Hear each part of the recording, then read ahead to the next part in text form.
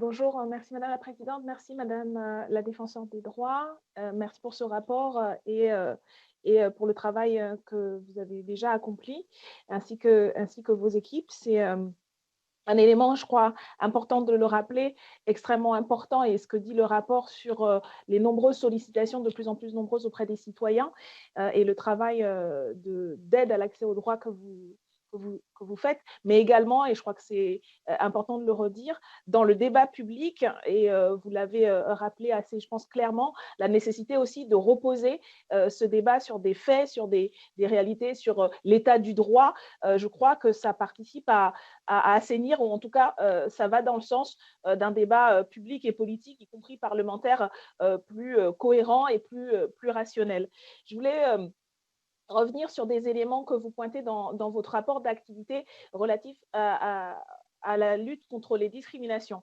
J'ai été particulièrement interpellée sur le point concernant les biais algorithmiques, puisque c'est un sujet sur lequel j'ai travaillé dans le cadre à la fois de la commission des lois et les débats qu'il y avait pu y avoir sur la lutte contre la haine sur Internet. C'était un angle pour nous important, notamment lié au biais des plateformes et la nécessité de pouvoir avoir une transparence, mais également sur la question des travailleurs des plateformes. C'est un rapport que j'ai conduit en commission des affaires européennes, et où on voit qu'effectivement, il y a un enjeu de lutte contre les discriminations, et étant donné l'extension de ces techniques, j'aurais aimé vous entendre sur ce sujet.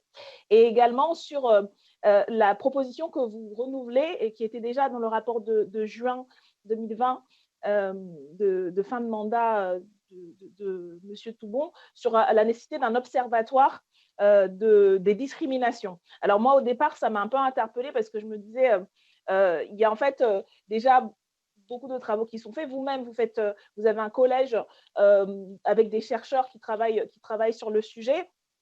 Il y a d'autres chercheurs dans l'université qui font aussi, et je me posais la question d'un risque d'un risque de dispersion un peu sur ce sujet. Est-ce qu'il ne faudrait pas plutôt consolider le travail dans la recherche universitaire et développer les travaux sur la question des discriminations? C'est beaucoup dans le débat en ce moment, mais pas souvent sur ce qui est fait effectivement, et plutôt contre les travaux des chercheurs. Et donc, est-ce qu'il ne faudrait pas plus valoriser ces travaux dans l'université, et y compris au sein de votre propre institution, qui a besoin de plus de moyens aussi?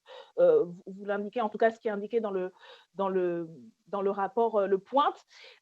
Et en même temps, déjà en juin dernier, il était indiqué aussi sur le manque de données. Donc, j'aurais bien aimé vous entendre un peu plus sur ce sujet, sur cet observatoire des discriminations, sur son utilité, et sur comment il pourrait œuvrer à l'accès aux droits et à la lutte contre les discriminations. Sur les algorithmes, effectivement, l'apparence neutralité des algorithmes n'est pas la réalité. Il y a de fait des algorithmes qui peuvent être d'abord discriminatoires au départ ou le devenir. Nous avons fait un certain nombre de préconisations, et ce sera peut-être intéressant qu'on rééchange sur ces questions-là. Nous avons dit qu'il fallait former et sensibiliser les professionnels des métiers techniques et d'ingénierie informatique, qu'il fallait soutenir la recherche. C'est aussi quelque chose d'important pour développer des études qui mesurent et comprendre un peu quels sont les biais et prévenir les biais. Il faut renforcer, ça nous paraît un autre point important, l'obligation légale en matière d'information, de transparence, d'explication des algorithmes, parce que ce sera aussi un des moyens de voir si, pour les usagers, et les personnes concernées, si effectivement il y a une difficulté. Et puis réaliser des études d'impact pour anticiper les effets discriminatoires des algorithmes. Ah, sur l'observatoire. Oui, pardon. Non, vous avez raison. Sur l'observatoire, oui, on est convaincu qu'il faut un observatoire. Oui, absolument. Enfin, je pense qu'il faut quantifier ces questions de discrimination, et que c'est absolument nécessaire qu'il y ait un observatoire. Ça fait partie de nos préconisations, et on pense qu'il faut quantifier ce qui se passe, voilà, si on veut résoudre les problèmes.